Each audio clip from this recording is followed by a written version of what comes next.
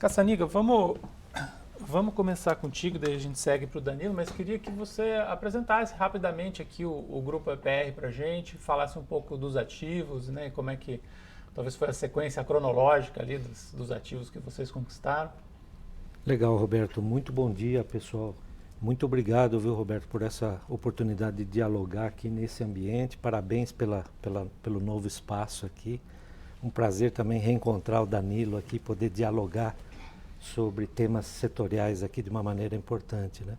A nossa plataforma, a plataforma EPR, que é, na verdade, a sigla Equipave Perfim Rodovias, né? Ela nasce mais ou menos no meio do ano passado, mais ou menos em julho, com firme propósito de olhar para as oportunidades e para as necessidades de novos investimentos no setor de concessões de rodovias como um primeiro foco, né?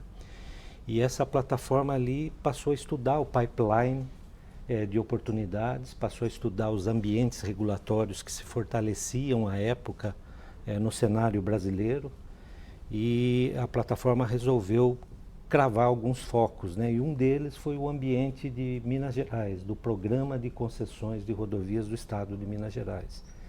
E ali tinha uma agenda de 3 leilões, com 3 editais para serem publicados, né, exatamente naquele momento.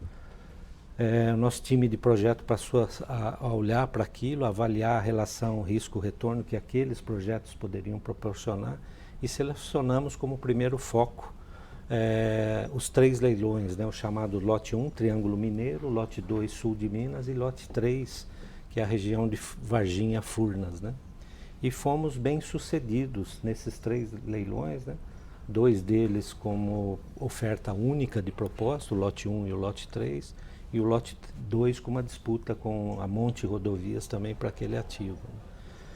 Aí seguimos a trilha, né, com a nossa plataforma. De um lado, um olho na estruturação desses ativos, né? É importante que os ativos também nascessem já aderentes ao nosso plano de negócio, aquilo que a gente desenhou para esses ativos. Isso está ocorrendo, né? Nós temos 2 contratos ativos já, que é a nossa chamada concessionária EPR Triângulo, que é detentora de um contrato que administra 630 quilômetros de rodovias na região do Triângulo Mineiro. Temos boas chances até de antecipar o início de operação e o início de arrecadação desse projeto. A segunda concessionária é a EPR Sul de Minas, né, na região ali entre Varginha, São Sebastião do Paraíso e outras rodovias adjacentes. São cerca de 420 quilômetros de rodovias. Também ela tem uma semana de delay de eficácia dos contratos em relação ao lote 1, então nós começamos basicamente os 2 ativos ao mesmo tempo, né? Também tem chance de antecipar o marco contratual, que para os 2 contratos é início de operação, prestação de serviço aos usuários, início de arrecadação no primeiro dia do 10º mês, cumprindo um roteiro até o 9º mês. A gente está trabalhando para antecipar isso com boas chances nesse momento. Então esses 2 ativos estão dessa forma. O terceiro ativo, que é a última conquista nossa em leilão, ele acabou de ter o contrato assinado, seguindo o rito do próprio leilão, e tem previsão de eficácia início do contrato efetivamente meio de outubro, mais ou menos. Então a gente fica com 3 ativos, e o nosso papel EPR Holding é apoiar corporativamente o desenvolvimento desses ativos, as entregas desses ativos. Esses 3 ativos são projetos transformadores para as regiões que eles estão inseridos, e em paralelo a nossa ideia é continuar olhando para o pipeline de oportunidades. Outro ambiente importante, não há dúvida, é o ambiente federal, né? Os projetos que saem ali com editais pela NTT, o ambiente de São Paulo. Então a gente tem alguns ambientes aí. A nossa ideia é estudar com profundidade, qualificar cada um desses ativos, tomar decisões de ir ou não ir, de participar projeto a projeto, caso a caso, analisando muito, sendo seletivo com risco-retorno, com visões nossas de projeto para cada um desses casos. Então, em linhas bem gerais, Roberto, é isso. Muito obrigado. Danilo, e você, conta pra gente um pouco sobre a GLP. Muito bem. Bom dia a todos. Obrigado também aqui pelo convite. Prazer estar aqui com o Caçaniga também. A GLP é uma gestora global, né? A gente tem hoje em torno de 125 bilhões de dólares sob gestão no mundo todo. e está no Brasil há 10 anos. Né? Então, os primeiros ativos aqui no Brasil são de 2012. No Brasil, a gente gere uma carteira em torno de 4 bilhões de dólares em ativos. O maior mercado é o mercado de galpões logísticos, mercado imobiliário, tanto aqui no Brasil como lá fora também. Né? Infraestrutura, a gente estruturou a área em 2019, então já são 4 anos e pouco. Né? E a tese em infraestrutura é investir em ativos de transporte, né, que sejam fundamentais para a logística de cargas no país. Tá? Então, nesse contexto, né, a gente olha concessões de rodovias, olhou também concessões de aeroportos, poderia olhar, mas hoje o pipeline está bem reduzido. Olha também a parte portuária, terminais, né, autorizações portuárias. E nesse contexto, né, a gente já investiu em 3 concessões de rodovias. Né? A GLP, né, na parte de infraestrutura, é um investidor financeiro, né? Então, e a nossa estratégia em infraestrutura e em rodovias foi se associar com operadores, né, de qualidade, né, que tenham conhecimento, né, da implantação e da operação desses ativos. Né? Então, de forma cronológica, o primeiro ativo que a gente ganhou junto com o Grupo Way foi a Way 306, que é a primeira concessão estadual do Mato Grosso do Sul, uma concessão pequena de 220 quilômetros. Depois, a gente, em parceria com a Eco Rodovias, a gente ganhou um leilão federal, que é a BR-153, Belém-Brasília, atual Ecovias do Araguaia, que é um contrato de 35 anos, que está agora no 2º ano da concessão. E, mais recentemente, no final do ano passado, também em consórcio com o Grupo Way, a gente conquistou um 2º ativo no Mato Grosso do Sul, que é o Way 112, que são mais 400 quilômetros, basicamente em continuação da Way 306 em direção ao estado de São Paulo. Né? Então, hoje, basicamente, temos na carteira esses 3 investimentos e, de fato, a gente vai falar ainda sobre isso, mas o pipeline em rodovias é bem promissor. Tá? E Danilo, assim, a gente está falando um pouco, né, dos ativos que vocês conquistaram, né? E, ao mesmo tempo, como você disse, a gente tem um pipeline aqui, acho que muito expressivo para os próximos anos no setor de rodovias. Acho que assim como a gente viveu aqui alguns anos de saneamento, agora a gente vai viver alguns anos muito intensos de CAPEX de rodovias. A gente tem questões sobre cadeia de suprimentos que a gente vai falar. Mas você pode contar um pouco para a gente por que vocês escolheram esses ativos em específico? Porque eu imagino que, assim, para levar 3 ativos, digamos assim, talvez você tenha olhado 10 ou tenha olhado muito mais e vocês, em termos de percepção de risco, avaliaram que esses seriam os melhores. Por que vocês montaram essa carteira com esses 3 ativos? Sim, a gente participamos também de outros leilões. Esses foram os 3 leilões que, de fato, a gente conseguiu ser o vencedor ali no processo competitivo. Esses 3 ativos têm algumas características em comum. Né? Primeiro, a questão da vocação logística. Né? Então, você pega tanto a Way quanto a Ecovias do Araguaia, mais de 80% da receita é veículo pesado. Né?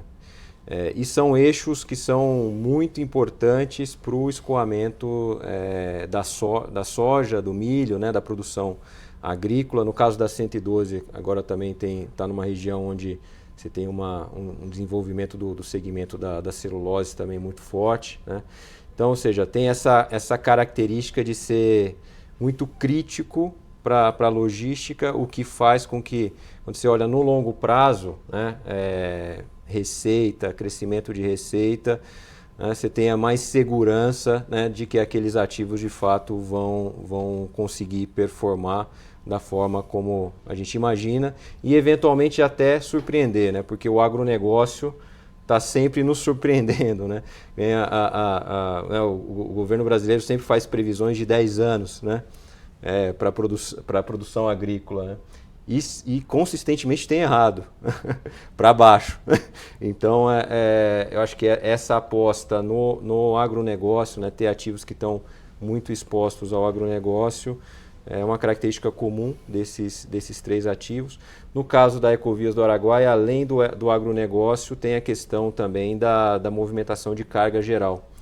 Então, ou seja, é um eixo muito importante de conexão do centro-oeste com o norte, e muita carga para abastecer aquela região também precisa ir pela rodovia. Então, isso, vamos dizer, que fez com que a gente tivesse uma preferência maior por esses 3 ativos.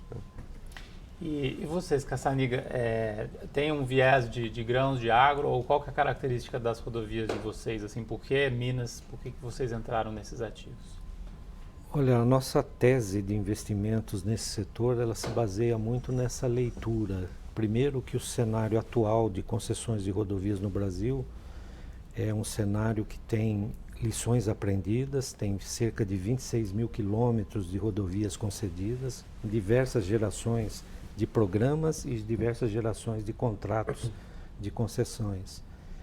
E tem cerca de outros 26 mil quilômetros novos para nos próximos 5 anos ou um pouco mais se transformarem também em projetos, em contratos de concessão. Então, o nosso primeiro olhar foi que tem sim uma necessidade de investimentos qualificados, de bons projetos de concessão e que vai precisar de investidores, de players para dar conta de toda essa demanda muito importante para o desenvolvimento sustentável do Brasil. Então, olhando para isso, nós vimos que valeria a pena participar disso, de uma maneira estruturada, de uma maneira qualificada. Nós temos uma feliz junção entre o Grupo Equipave, que tem muita experiência em gestão de contratos de concessão, e a Perfin, que tem muita experiência na estruturação de capital. Então, isso deu uma complementariedade no nosso olhar para esse pipeline de oportunidades. E aí, a partir disso que nós resolvemos qualificar, de um lado, olhar um pouco para a maturidade regulatória, olhar também para a maturidade dos projetos, como é que esses projetos estão saindo da prancheta em termos de modelagem, de desenho de CAPEX, de distribuição do CAPEX no tempo, de compromissos do contrato de concessão. E por isso que vimos no programa de concessões do Estado de Minas Gerais oportunidades, já que eles também trazem para essa nova geração do programa de concessões um aprimoramento de abordagens de modelagem e de regulação ali para aquele Estado. E temos acompanhado muito as evoluções regulatórias que eu acho que estão presentes no ambiente federal, com a NTT, que tem feito uma trilha de RCRs, aí, de discussões públicas sobre melhorias de matriz de risco, de qualidade dos projetos. São Paulo também, através da Artesp, a gente acha que também tem aprimoramentos em curso. E olhando para isso, nós resolvemos selecionar alguns espaços que a gente pudesse contribuir. Foi dessa forma, Roberto, que nós elegemos o programa de concessões do Estado de Minas Gerais para participar. E você pode dar para a gente um pouco mais de detalhe, assim, que tipos de... Por exemplo, agora a gente tem um leilão, tem um pipeline super extenso, que acho que vocês vão poder até selecionar, assim, se vão entrar, sei lá, no Paraná, ou em Minas, ou em São Paulo, ou no Federal. O que é um desenho bom na tua avaliação? Quais são os principais componentes, assim, regulatórios e de maturidade que vai te levar a participar de um certame e não de outro? Olha, tem muitos detalhes nesse aspecto, detalhes técnicos que eu acho que cada analista ou cada proponente olha talvez de forma diferente. Mas a matriz de riscos, como é que ela é constituída? No passado eu me lembro que tinha aquele conceito, aqui estão os riscos que eu como concedente quero correr, todos os demais a nova concessionária deve se preparar para corrê-los. Então você não tinha nem clareza para conseguir ordenar essa relação risco-retorno com conceitos desse tipo. Essas lições aprendidas trouxeram para estágios onde, por exemplo, risco de demanda, em alguns projetos já estão bem endereçados, o risco de temas que ocorreram muito no período da pandemia, variações extraordinárias de preços de insumos em alguns ambientes, em algumas regulações também já estão bem endereçadas. Mas não é só isso, Tem também a questão de risco cambial e outros riscos tal, mas não é só isso. Além disso, tem a própria qualidade do projeto, como é que se distribui os compromissos de investimentos no tempo, qual o tempo que é dado para a preparação daqueles investimentos, né? No passado tinha projetos com investimentos muito concentrados que sequer a preparação em termos de desapropriação, licenciamento ambiental e remoção de interferência eram execuíveis, né, na prática, né? Então a gente tem olhado para isso também, como é que você consegue se preparar para fazer bem, fazer tempestivamente, fazer de uma forma ordenada, aproveitando escala, distribuição no tempo de uma maneira adequada para colocar nos ativos, né? Acho que esses são elementos, alguns dos elementos para selecionar projetos. Quando a gente faz um dos estudos mais importantes na hora de bidar, de fato é o estudo de tráfego, né? E sim, tem que se considerar a competição multimodal, né? A gente sempre considera isso, ou seja, que, vamos dizer, parte do crescimento de demanda, né, que vai ter ali na região vai ser absorvido pelas ferrovias, né? Então, ou seja, na modelagem, na hora que se define as redes de simulação, isso já é considerado, né? O que a gente tem visto é que vamos dizer, o desenvolvimento dessa infraestrutura, né, ferroviária acaba, né, pelo menos nos últimos anos, acabou que não veio na velocidade que a gente estimava, né? O que faz que talvez no curto prazo a gente tenha até uma performance superior, né, ao que a gente projetou ali inicialmente ali nos primeiros 5, 10 anos, entendeu? Mas sim, é um ponto, né, que precisa ser observado e né, na hora que faz os estudos a gente considera que, né, boa parte vai migrar sim para a ferrovia, né? Mas a demanda é tão grande, né, é tão grande, o potencial de crescimento de produção é tão expressivo que mesmo assim, vamos dizer, o potencial de crescimento, né, do tráfego pesado nessas rodovias no longo prazo, mesmo com a migração, ainda é bem relevante, né? Danilo, e sobre o pipeline que vem à frente, conta pra gente um pouco de como é que vocês estão enxergando esses projetos, vocês estão olhando ativamente, enfim, os leilões que estão vindo, do que vocês gostam, do que vocês não gostam? Tá. A gente olha sim, né, sempre, a oportunidade é muito grande, né? Quando a gente, né, vai né, tentar qual ativo que a gente vai olhar mais, tal, passa sempre por essa questão, né, da vocação, qual que é a vocação. Tendo já 3 ativos também, a gente começa a pensar numa questão de proximidade geográfica, né? Ou seja, principalmente com relação ao Way, né? Quanto mais próximo o ativo tiver dos 2 ativos existentes, né, pensando em sinergia, né, em plataforma, passa a fazer mais sentido. A gente tenta evitar concessões muito extensas, né? Acho que esse também é um ponto de atenção. E também tenta evitar... Extensas em quilometragem? Em quilometragem, e tenta também evitar concessões onde os desafios de engenharia sejam muito complexos, tá? Então, os 3 ativos que a gente tem são, né, do ponto de vista de geometria, né, de coisas a executar, se não tem ali nada que seja muito desafiador, né? Então, acho que são características aí que nos ajudam a fazer um primeiro filtro e tentar, né, identificar os ativos que fazem mais sentido, né? Quando você começa a olhar, né, tem sempre uma questão do que está no número do governo versus o que é a realidade, que acho que é uma preocupação que a gente tem hoje também, né? Entender se as premissas base ali para a modelagem dos números oficiais de fato fazem sentido ou não, né?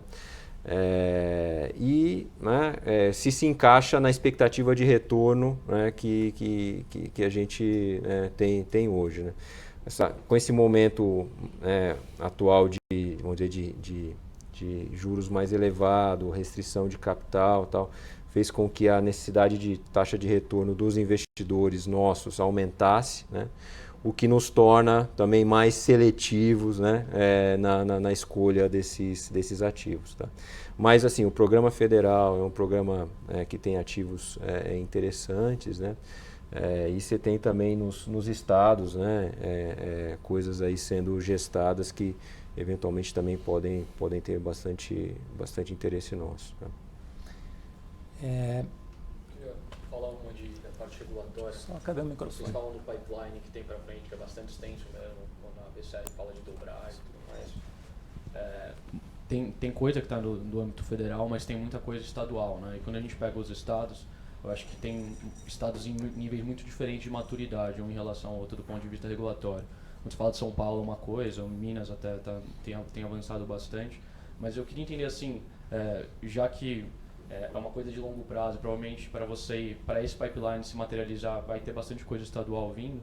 Eu queria entender como é que está a cabeça dos estados, e esses estados que muitas vezes não tem nem agência regulatória mesmo, que usa a Secretaria de Infraestrutura para fazer os leilões, como que eles têm se dispostos a escutar vocês, a escutar as demandas do mercado, falar, pô, precisa colocar essa cláusula aqui para mitigar um risco, mitigar outro risco, eles estão sendo dispostos a isso? Vocês têm visto isso de uma maneira geral? Ou vocês têm sentido que, no final das contas, só dá para participar de leilões de poucos estados, que são esses que têm essa cabeça um pouco mais pró-mercado? Assim? Posso comentar? Não, acho que é um ótimo ponto que você traz. E eu, pessoalmente, o que eu tenho observado é que tem mesmo alguma heterogeneidade, né, na abordagem dos estados. Né? Então, quando a gente fala, talvez em 26 mil quilômetros, metade disso possa ficar com os programas estaduais, né, sem grandes números, né? E aí você tem alguns estados mais atentos, instalando mais reflexões sobre o aprimoramento regulatório e outros menos, né?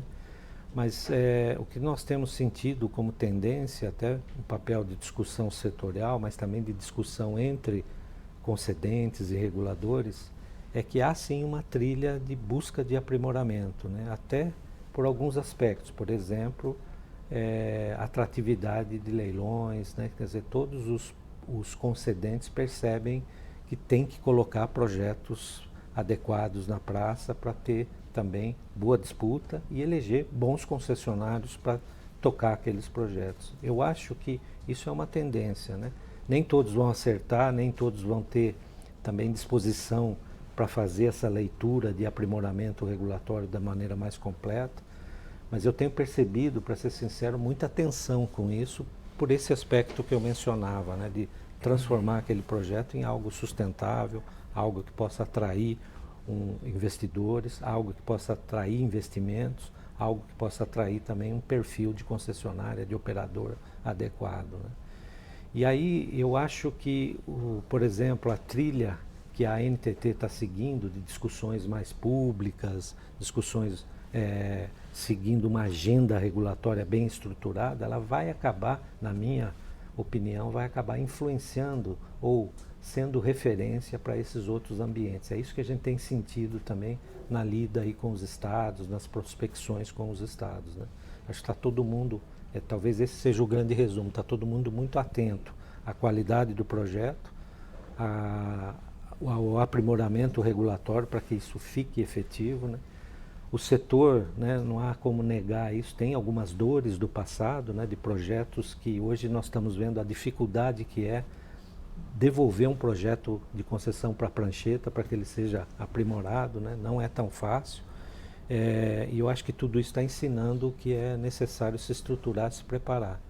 Alguns estados vão iniciar os seus programas de concessões a partir, que é um modelo muito comum, a partir de um núcleo dentro da secretaria que gere infraestrutura, né? E a tendência, à medida que esse programa vai crescendo, é trabalhar por agências reguladoras, como está acontecendo, por exemplo, em Minas Gerais, né? Que está repetindo um modelo que aconteceu no estado de São Paulo no passado. Começou como comissão de concessões e depois migrou para a agência reguladora, que é a Artesp, né? E, de certa forma, isso aconteceu também no governo federal, né? Um núcleo de concessões que virou depois a NTT. Né? Então a gente tem sentido que os estados estão se preparando para isso, para ter efetivamente, até pela convicção de que a equação fiscal dos estados precisa de programas de concessões, precisa de parcerias com a iniciativa privada. Eu acho que há uma tendência de, aprimorando abordagens do passado, que esses estados se preparem melhor para programas atrativos, né? Acho que só para complementar, claro, Caçaniga, esses projetos todos são muito grandes, né? Então, os estados todos já perceberam, né, os estados que querem colocar, que não adianta, não são os grupos locais ali, pequenos, que vão dar conta, né, de colocar de pé e gerir uma concessão dessa. Então, ou seja, precisa atrair os grupos mais estruturados, os grupos grandes. E para fazer isso, tem que ter uma conversa estruturada. Então, isso tem feito com que, vamos dizer, seja uma agência, não seja uma agência, os executivos públicos que estão tocando esses assuntos são caras preparados, né, com capacidade técnica, né, o que faz com que, né, ele consiga sentar na mesa, né, de forma organizada e escutar, né. É esse o projeto, o que acontece, por que não está bom, né, o que precisa fazer para ajustar, né. Ou seja, as discussões todas, independente de ser agência ou não, acabam sendo discussões muito ricas ali, de alto nível técnico, né? E a gente tem sentido aí uma abertura, né, dessa turma para poder entender o que precisa fazer para tornar o projeto atrativo ali para o investidor, tá? Caçaniga, você comentou ali, por exemplo, que algumas dores, né, alguns erros do passado têm sido mais bem endereçados por esses leilões novos, né? E a gente vê assim, alguns mecanismos assim, de, sei lá, compartilhamento de risco de câmbio, reajuste com base em insumos um pouco mais específicos, ou mesmo um equacionamento do risco de demanda, né, pelas concessões. Você pode comentar um pouco mais assim, do que você tem visto assim, de novidade e que, de certa forma, resolve esses problemas desses ativos, né, de gerações anteriores? Claro, e eu acho que me parece que as lições aprendidas apontam para um olhar mais qualificado para uma relação, né, concedente, concessionária, através do regulador, mais consistentes, né, no sentido não de proteger a concessionária, mas sim de proteger o projeto de concessão, de proteger a política pública de conceder, né? Então, acho que esses mecanismos, com as dores do passado, nascem um pouco dessa necessidade, né? Pensar que um projeto de concessão é uma relação que decorre de uma política pública, de uma decisão de conceder, e que ele vai atravessar 30 anos ou 35 em alguns casos. É um período relativamente longo, né? A experiência brasileira mostra que 30 anos é bastante tempo, tem percalços, né? Então o projeto precisa estar bem equacionado nesse aspecto.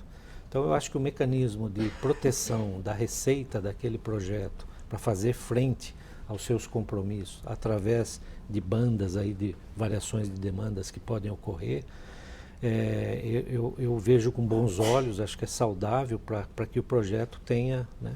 Outro aspecto importante é a proteção também do projeto com variações extraordinárias, né?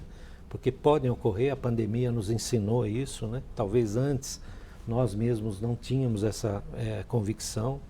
Hoje já se tem muito clareza que em algum momento isso pode ocorrer, é adequado ter um mecanismo para proteger isso. E os demais que você mencionou, sempre na linha de proteger o projeto para que o projeto fique sustentável e gere os benefícios que a sociedade espera, que os usuários da rodovia esperam.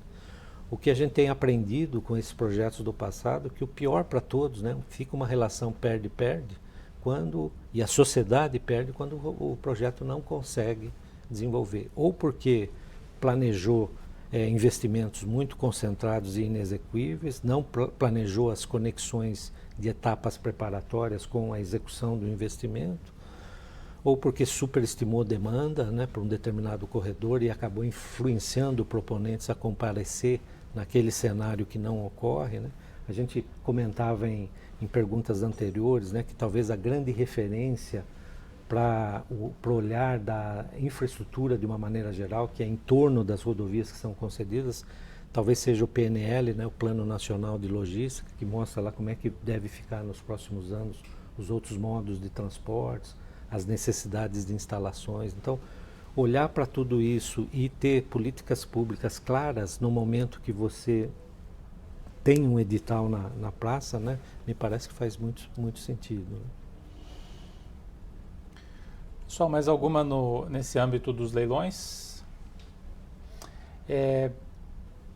Danilo, a gente tem visto muito o pessoal comentar na mídia e tudo mais que, assim, nesse pipeline extenso de leilões que a gente tem pela frente, se você concentra, até acho que é um pouco do que a Caçaniga estava falando, né? Se você concentra um monte de investimentos num período muito curto, pode faltar fornecimento, pode faltar matéria-prima, insumo.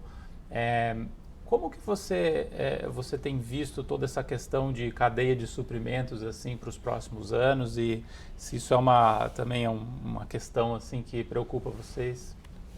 Esse é um bom ponto, né? Você tem hoje, não só em rodovias, em outros setores também, você tem um desafio de executar, né, as obras em função da questão de fornecedor. Isso em regiões mais carentes, eu diria, ou mais longes aqui do centro, né, de São Paulo, o desafio é ainda maior. Tá? Então, o que a gente tem feito, né, é claro que, a depender do parceiro, às vezes o parceiro contribui ali com expertise de engenharia também, o que pode, né, depender do projeto e do momento, pode até ser uma vantagem competitiva na hora de executar, em especial no primeiro ano, ali, nos primeiros anos. Né? Então, isso pode ser um diferencial. Mas a gente tem a preocupação também de, né, em regiões novas, com o tempo você ir desenvolvendo essa cadeia de fornecedores. Né? O que acontece é que, né, a gente viu lá no Mato Grosso do Sul, né, como eram as primeiras concessões. Né? O pessoal não estava acostumado a trabalhar com concessão, mas com o tempo, né, você começa, e tendo volume também, né, para atrair, você consegue atrair empresas para aquela região, né, e mesmo também desenvolver ali fornecedores locais. Tá? Mas eu diria que é um pouco disso, né? A mescla entre desenvolver e a capacidade, eventualmente, que o sócio operador, né, com construtora consegue também ali aportar no projeto. Tá? Mas é um ponto de atenção também que a gente tem na hora, né, de estudar e tomar decisão de investimento. Por isso também da gente querer, nesse momento, ainda fugir de projetos onde o desafio de engenharia é muito grande, tá? Mas é sim um ponto de atenção e acho que preocupa de forma geral, não só a rodovia, mas também outros setores. Queria que você comentasse também, Caçaniga, mas já expandindo, assim, que insumos que te preocupam? Assim, é mão de obra, é máquina, é engenheiro, não sei, algum outro elo da cadeia? Como é que você enxerga essa? Olha, Roberto, até aproveitando, pegando o gancho aqui no que o Danilo comentava, que eu acho que conversa com o ponto que você traz, né?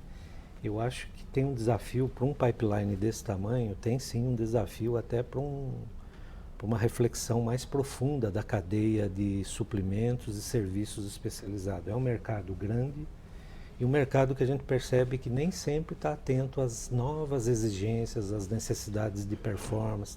Então, acho que há um espaço, inclusive, de estruturar a preparação dessa cadeia com novas tecnologias, novos raciocínios, nova preparação. Né? Então, para fazer programas de investimentos, por exemplo, em rodovias grandes, não há dúvida que você precisa de empresas de projeto, empresas de levantamentos de parâmetros em infraestrutura, você precisa de empresas construtoras, você precisa de uma cadeia de fornecimento de insumos básicos, e aí a curva ABC de rodovias não evita asfalto, aço e cimento, né? Passa aço de diversas maneiras. Né? Então, ter um olhar estruturado para o comportamento desses insumos básicos no tempo, né? Faz parte de quem olha para desenvolver projetos nesse campo. Mas eu acho sim que há um espaço também para uma reflexão da própria cadeia que participa desses fornecimentos para se reinventarem em alguns aspectos, sobretudo associado à modernidade, à eficiência propriamente dita, para que não transfira eventuais ineficiências para os seus preços, para as suas visões de performance, né? Eu acho que no Brasil nós estamos, se é que eu posso dizer assim, me permitam, mas talvez a gente esteja numa troca de gerações aí de grandes empresas de engenharia que eram muito competentes para novas empresas que começam a abordar esse mercado. Eu, de um lado, fico tranquilo que essa trilha de desenvolvimento ela vai ocorrer, é natural que ocorra, as próprias necessidades vão estimular esse desenvolvimento, mas o que se puder ter de fomento, de desenvolvimento de fornecedores, eu acho que todos os players podem fazer isso, vai ser bem-vindo para suportar esses desafios que vêm pela frente, né? Eu diria, Roberto, que não tem nada assim especificamente que preocupa, né? Mas esse conjunto, né, e em alguns mercados, no entorno de algumas rodovias, né, os bons prestadores de serviço podem estar mais longe, podem estar mais perto, então essa equação talvez seja o ponto de preocupação, né? Mas em linhas gerais eu percebo também que começa a cair a ficha que há uma necessidade de se desenhar novamente, se reinventar e prestar bons serviços para esses projetos de concessão.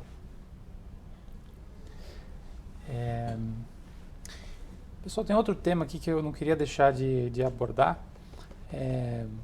Acho que vou lançar essa para você, Danilo. A questão do free flow, né? A gente tem visto, assim, eu conheci esse tema agora, mas pelo que eu estou entendendo, assim, a gente não tem mais cancelas, né? Tem pórticos que vão registrando as placas e, assim, a pessoa ela só diminui a velocidade para passar pelo pórtico, mas, assim, ninguém impede ela de passar, e daí a gente surge com outro tema que é a inadimplência, né? Que eventualmente a pessoa que não tem a tag, ela pode, ela tem um prazo lá para pagar, mas às vezes ela não paga, e a gente está começando a medir, assim, começando a fazer alguns testes aí sobre o free flow. Vocês têm alguma expectativa, alguma opinião em relação a isso? Sei que é um tema bastante novo, mas, enfim, como é que vocês olham, assim, essa nova tecnologia? É uma coisa que a gente vai ver implementada, talvez, em todas as rodovias daqui, sei, 10 anos, ou é uma coisa muito específica para... Tá. Olha, acho que assim, os primeiros testes em escala começam agora, né? Estamos vendo aí na Rio-São Paulo, né? E de fato o grande desafio é a inadimplência, né? Acho que temos que entender aí qual que vai ser o patamar de inadimplência, né? Dessa tecnologia em escala, né? Os benefícios, vamos dizer assim, da operação, na hora que você implanta uma tecnologia dessa, são muito claros, né? É melhor para o usuário, né? A concessionária também é muito melhor, porque 60% do OPEX da concessionária é mão de obra, né? Então, e boa parte dessa mão de obra é o pessoal que trabalha nas praças de pedágio, né? Os operadores, né? Então, você tem um potencial de aumentar também a eficiência dessa operação. Mas acho que ela pode funcionar bem para determinados perfis de rodovias, né? Onde rodovias, vamos dizer, que são mais fechadas ali, onde você não tenha, né, onde o usuário não tem alternativa de repente, acabar bypassando ali o pórtico, né? Acho que pode ser que não seja a melhor tecnologia para todas as rodovias, né, que a gente tem hoje. Acho que vamos aguardar, vamos ver qual que vai ser a performance, os números. Os contratos que estão vindo hoje, na verdade, esse risco da inadimplência não está na concessionária, né, o que, na verdade, é um estímulo, né, para testar, tal, porque se tivesse, ninguém toparia correr esse risco, né. Essa questão da inadimplência é uma questão muito importante, né? Por exemplo, tanto nas rodovias da UE quanto na Ecovias do Araguaia, foi implementada agora recentemente uma tecnologia que permite você checar em tempo real se o caminhão está carregado ou não. O que acontecia? Hoje, esses equipamentos todos... É muito fácil o cara levantar o eixo, né? Então, basicamente chegava ali próximo da praça de pedágio, mesmo estando carregado, né, levantava o eixo e fraudava ali a contagem, né. Hoje, com a tecnologia, né, é possível checar em tempo real se na hora que ele passa na praça ele está carregado ou não, através de uma conexão com a Secretaria da Fazenda, né, e estando carregado, mesmo que o eixo esteja suspenso, né, você pode cobrar o eixo suspenso. Você tem uma ideia, isso, né, significa hoje pelo menos 4% ali da receita total da concessionária, né?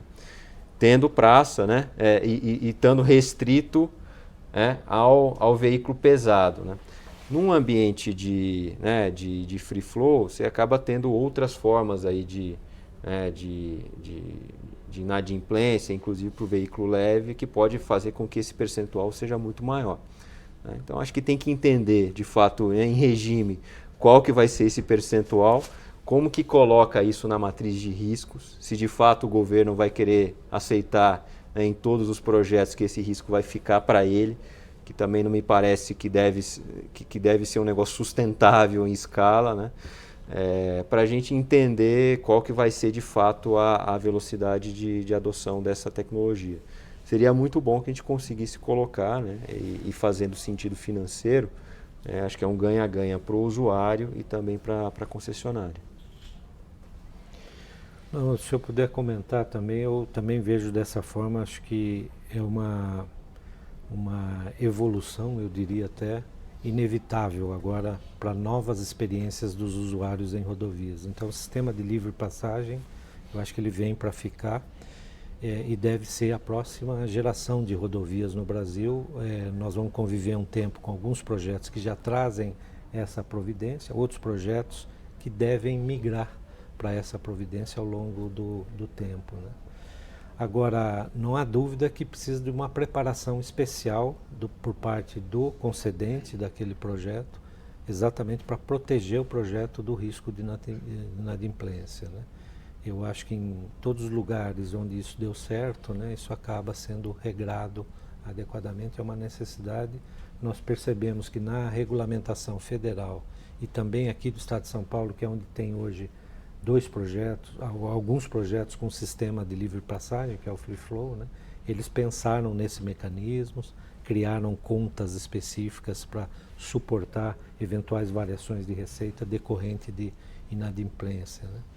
Isso é muito importante. Em termos de tecnologia e de modelagem do projeto de concessão, também eu acho que é uma tendência que não volta atrás mais, tem tecnologia, a tendência é que a tecnologia de identificação dos veículos se aprimore também com o tempo. O estágio atual já é muito rico. No Brasil, a gente tem uma vantagem que a gente discutia, né, que nós temos basicamente um sistema tag-based, se a gente pode dizer, porque cerca de 60% talvez do universo de usuários já está com tag, já tem relações com operadoras de serviços automáticos que embarcam nessa tecnologia com mais facilidade e com uma tendência de crescimento, né? Já que você tem 4 ou 5 players qualificados para a operação de sistemas automáticos, uma série de benefícios na relação com usuários desses sistemas, então a tendência é que isso efetivamente cresça. Quanto maior for o tag base, talvez menor seja a chance e menor o número final de inadimplência, porque tem mecanismos ali de cobranças também bem efetivos. E o sistema de livre passagem ele é basicamente aquele conceito, passou, identificou, pagou, né? É simples assim, é simples assim que tem que ser, eu acho que é assim que está sendo desenhado para ser no Brasil. Na minha opinião, falta uma discussão ainda para ser aprimorada, né? Que é a questão de montar projetos para cobranças por efetivamente quilômetro percorrido, né? Se for possível isso, você aumenta muito a base de pagantes, e aumentando a base de pagantes você diminui a tarifa para todos, né? Então você tem tarifas menores. Mas no cenário brasileiro você convive com rodovias muito abertas, muitas entradas e saídas, e às vezes a aplicação desse conceito de pedagiamento por quilômetro nem sempre é viável, né? Como a gente tem visto hoje, os projetos que estão saindo, ora eles mantêm o conceito de pedagiamento por trecho de cobertura à disposição, né? Então você paga pela rodovia à sua disposição, independente da onde você entra e sai nela, né? Com a simples substituição do antigo pedágio de barreira por um pórtico que aplica o sistema de livre passagem. Mas o conceito, a base de pagantes é a mesma, né? Então a tendência é que os níveis tarifários sejam semelhantes, né? A menos de detalhes. Então acho que isso vai estar na trilha do desenvolvimento regulatório e do desenvolvimento de modelagem de projetos daqui para frente. Mas eu também não tenho dúvida que Free Flow veio para ficar e vai ser a nova cara da experiência do usuário em rodovias brasileiras. E o outro é a pesagem dinâmica, né? A gente também vai migrar para isso, tem tecnologia disponível. Isso que o Danilo comentava, né, de hoje já conseguir conhecer muito mais o que está embarcado no transporte, facilita para a autoridade de fiscalização, facilita também para interações com os corredores concedidos do ponto de vista de pagamento de pedágio, né? Então, o controle de peso também, que é uma disciplina muito importante até para a manutenção da infraestrutura, vai ser muito ampliado, né, com o sistema de pesagem dinâmica, né? Hoje, para se ter uma ideia, as balanças brasileiras não conseguem passar de 30% de controle efetivo, né, por causa de horário, funcionamento dos próprios equipamentos, agentes remotos para fazer a aplicação de multas e tal. Então, no sistema de pesagem dinâmica, você tem chances de ir para uma casa de 90% a 100% aí de veículos que transitam a serem controlados, né? Isso é muito bom, isso será muito bom para a qualidade da infraestrutura brasileira e também para os índices de acidentes, né? Essa questão da pesagem ela é importante para vocês porque, eventualmente, um caminhão muito pesado pode danificar a própria infraestrutura? Ou por que isso é um tema? Não, isso é um tema exatamente por isso que você mencionou. Excesso de peso bate direto na equação de degradação da infraestrutura e também bate na questão de segurança, né? Veículos com excesso de carga, eles também têm uma interferência na estabilidade do veículo, no desempenho dos equipamentos de frenagem, enfim, tudo isso é afetado por excesso de carga. Por isso que as autoridades vão procurar daqui para frente aprimorar o mecanismo de fiscalização para coibir, né, excesso de carga, né? Alguém tem alguma pergunta? Pessoal, eu queria talvez partir já para as nossas considerações finais. Danilo, assim, dessa nossa conversa aqui hoje, tem mais algo que você queira destacar ou algum ponto que você acha interessante assim, para quem está nos assistindo hoje, quer dizer, que está analisando o risco dos ativos, a relação, né, risco e retorno e eventualmente tem que tomar decisões de fazer um investimento ou ficar de fora? Não, acho que assim, eu só talvez adicionaria a questão da performance do tráfego, né? A gente tem visto agora esse ano uma performance muito boa, muito positiva, né? Comparado com o ano passado. Aí, a gente tem visto crescimento aí quase da ordem de 2 dígitos em relação ao mesmo período do ano anterior, né? Então acho que isso por conta dos grãos ou outras? Grão sim, né? Mas a performance do veículo leve também voltou muito forte, né? Na pandemia, acho que a pandemia mudou, né, a vida de todo mundo, mas acho que passada a pandemia, e a gente apostava muito nisso também, um crescimento nesses primeiros meses, os anos mais próximos agora, uma retomada mais forte também do leve. E a gente também tem visto isso, tá? Então, acho que isso é importante ter em mente, porque a gente olha, né, o histórico de tráfego no Brasil, pega aí os últimos 3 anos,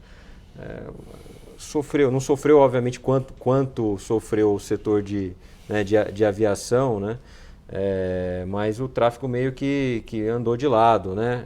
E agora a gente vê uma recuperação relevante, voltando, acho que para o patamar, né, que deveria estar se a gente não tivesse tido aí a pandemia, né? Então acho que Só colocaria isso em relação aí aos pontos que a gente já comentou. Tá? E você, Caçaninha? Não, eu também comentaria que eu acho que nós temos uma visão otimista, né, sobre esse pipeline. Eu acho que com a evolução regulatória e também com o momento atual, passado talvez algumas dificuldades maiores, mas hoje já se percebe melhorias no mercado de crédito, no mercado de capitais, né? Acho que um olhar de futuro de desafios é importante. Não há dúvida que para fazer frente a projetos dessas envergaduras, essa quantidade de projetos que devem vir, estruturação de capital, garantias, seguros, né? Também tem que passar por boas reflexões para tornar esses projetos viáveis, né? Ouvindo o Danilo aqui, eu também lembrei que nós estamos vivendo uma experiência muito interessante, né? A gente herdou rodovias que estavam sob gestão pública, né? E você começa a ver que as primeiras intervenções, ainda correções funcionais da etapa de trabalhos iniciais, já geram percepções positivas nos usuários e já atraem viagens novas, né? Quer dizer, tem uma demanda reprimida efetiva no Brasil que em projetos dessa natureza acabam vindo, né? Que viagens casa-trabalho que não ocorriam por conta da condição da rodovia, passam a ocorrer, movimentos pendulares, casa-universidade, casa-escola, que não ocorriam, passam a ocorrer. E talvez esse seja o grande benefício de projetos de concessão bem estruturados, além do impacto que a concessão traz para os indicadores de segurança viária, né? Gravidade de acidentes, fatalidades, tal. Eu acho que é um efeito muito positivo que a gente também deve lembrar dele como benefícios das concessões na hora de estruturar esses projetos, fazer frente a isso, né? Danilo, Caçanega, muito obrigado aí pelo tempo agradeço, de vocês, nossa, pela disponibilidade. Foi um prazer aí recebê-los. Muito Obrigado, pessoal, por terem vindo aí também. Obrigado.